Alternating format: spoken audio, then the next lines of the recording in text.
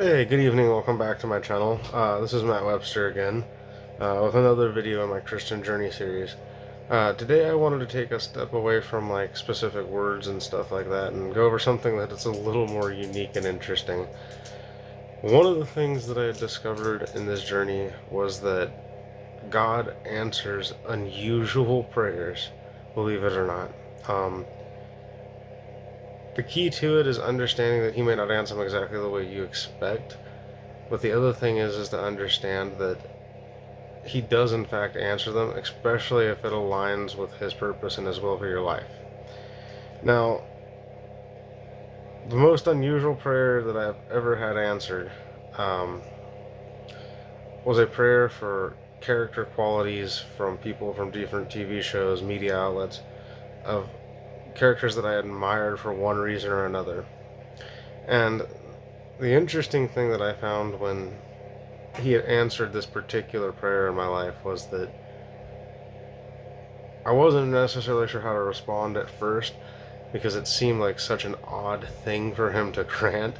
Um, as you can imagine, some of these characters, a lot of people would not see any religious qualities in them or see how God would want to. And there's probably a lot of mainstream Christians that would even deny what I'm about to say and claim. Uh, but I'm here to tell you in fact that God will answer these prayers if there is a purpose behind them. So to kind of get into it, some of these characters are on this list are from different animes, movie outlets, media, books, um, things like Lord of the Rings, for example, are on this list with specific characters. Now, when I say He answers unusually, especially unusual prayers, it also depends on how He talks to you, how you figure these things out, and how these things become apparent to how He answers them. For myself, I mean, I have this book here, folder. I have everything written down. This whole thing is filled with just this one prayer and things that have come from it, different answers to problems in my life, how things meant different things than what I would have expected. God also understands that I like puzzles, that I like something to solve. And part of that is that I'm realizing that God has highlighted a fact about myself that initially I thought seemed kind of silly, and that was the fact that I am a very complex man. I am not someone so simply figured out. Like, people tend to think that I'm very simple, childish, and easy to read, and God likes to keep people guessing with me in some regards because it's not that people can't pick up on things with me, it's just that God needs me to be unreadable for certain people for the purpose of the fact that He likes to throw a curveball into the world of like expectations. He does it even with my own life, even with me sometimes, where there are things that I learn about myself that I'm not expecting. Uh, Something else that I have learned is that through this, names are very important. Names and numbers, in particular, are very important. I've always known numbers were. Uh, Never would have guessed that He would use the angel numbers because people tend to steer clear of that stuff because it can lead to wicked things.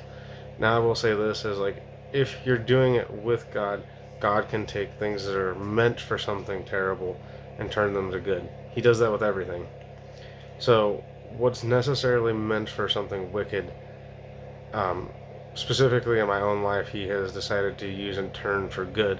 And He's using me to highlight that in other people's lives, that sometimes those things that are meant for wicked are going to be turned for good. Now, I'm not saying this is true for everybody. There are people that aren't of God, and I wouldn't trust using angel numbers with those people, because if you don't have God in your life and you're not allowing God in, chances are you're getting those numbers for the wrong reason, and they're not going to work for you the same way they would work in my case because of the fact that I'm doing it with God and through God.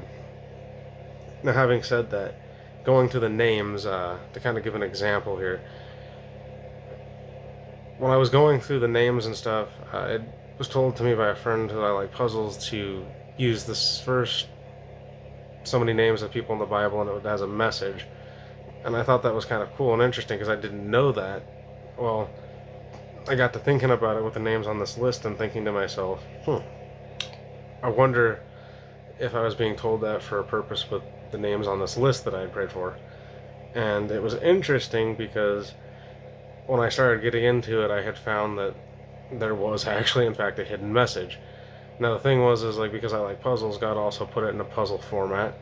There were 35 names on this list, and I had to break them down in 1 through 7, which left 5 phrases.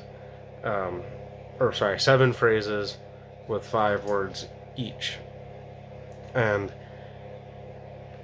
understanding that it was a 1 through 7 thing, and each line was taking the 1 from that group of 7 and then putting them in order to make a phrase was kind of how God had done it with me specifically. And it was very, very interesting, to say the least. But at first I thought maybe it seemed kind of silly, but then actual speech came out. I mean, obviously there were words that needed to be put in between, and it was something I had to work out with God.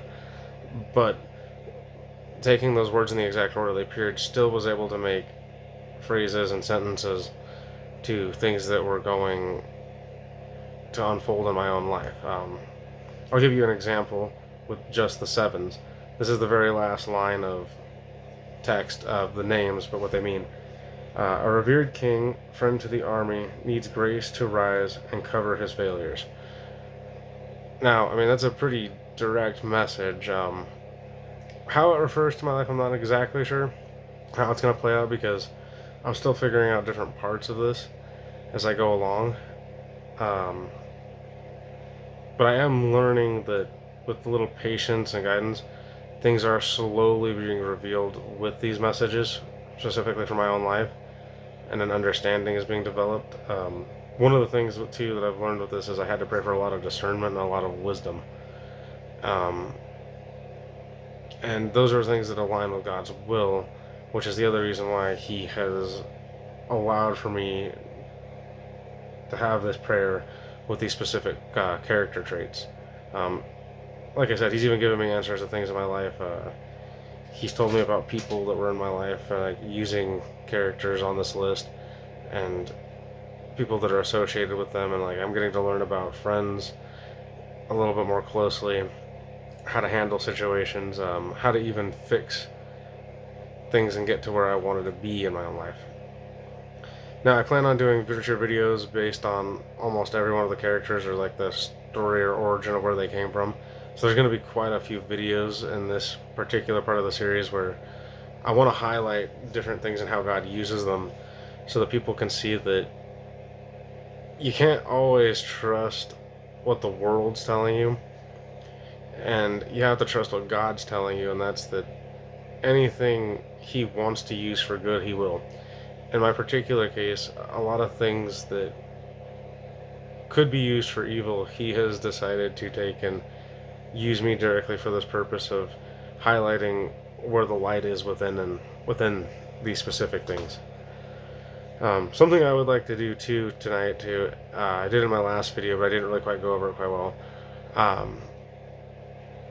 I'm in a very open and accepting church where I'm learning a lot about how God really operates, which was something that I didn't get when I was going to a lot of other churches.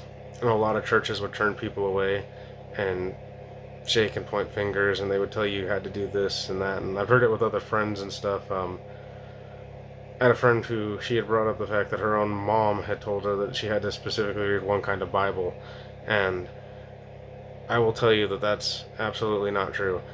Something that my pastor had highlighted, Pastor Rick, is that you don't pick your church picks you. God picks your church for you. And there's a reason for that. It's because God has an intended purpose on your life, and if you go into the wrong churches, you're always going to get the wrong messages, and things are never going to really align perfectly. Since I've started going to this particular church, which is the Living Waters Christian Fellowship, and it's off of 207 Moana here in Reno, I highly recommend coming in and at least taking a look at the church, because I have found that this church particularly has changed my viewpoint on Christians and religion as a whole, because we don't really adapt it as so much as a religion in like a title. We believe it is that we're children of God and that we're following Jesus Christ. So we are Christians in that sense, but we're not set to any particular background. It's just more that we are followers of Jesus, is how we view it, which is something very unique. And this church definitely lets you operate more in your giftings and lets you operate in your understanding of how things work. Because like this, I would not be able to do this in another church for the most part. There might be other churches out there that do, but a lot of churches tend to want you to operate in a very gray area. And I'm not trying to bash anyone's churches out there, because their church might be right for them. But I know that there are people out there that need a church that's more open and accepting to an understanding of how gifts really work. And I'm not entirely sure this gift is unique to me specifically, but I know that this gift is very unique in the sense that it's different than what I would have expected out of life. There's just a lot of things about this that are very, very different and unique to me personally, and a lot of that also has to do with what your calling in life is. Your calling will be unique. It'll have similarities to other people's callings, but how God does it through you will be something specific to you. Having said all that, I also wanted to let people know that I'm expanding beyond Instagram. I've actually put a lot of my videos on YouTube. I'm trying to get the word out to as many places as I can, because I think there's a lot of people that are in dire need of these videos, simply because like there's a lot of people that are lost with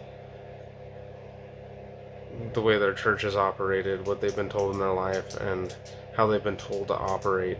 And whilst there may be truth in some of what is being said, one thing I have found is that you can't put a shackle on somebody and expect them to operate freely in God, because it tends to condemn people for no reason. And people who are truly Christian don't want to condemn other people for the past that they've had and things like that. They want to be open and inviting. And whilst God does want you to grow out of your sins, real people who are really with God and Jesus will teach you how to do it in a process, because it's not something that just happens all at once. And even in these prayers, I'm finding that I have a process of learning that I am undergoing that's changing me, and as I'm getting adapted to it, and I'm figuring out where I want to be in life and how I want to change and how I want to help other people. But the thing was, is I needed to accept God into my life first to really understand that. Anyways, I hope this video was enlightening. I plan on doing more videos soon here.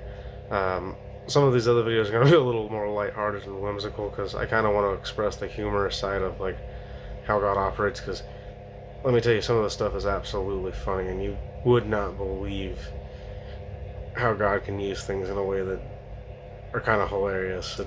Some of the stuff is so unbelievable that it's honestly just fascinating. Anyways, I look forward to seeing you guys in future videos. Have a great night.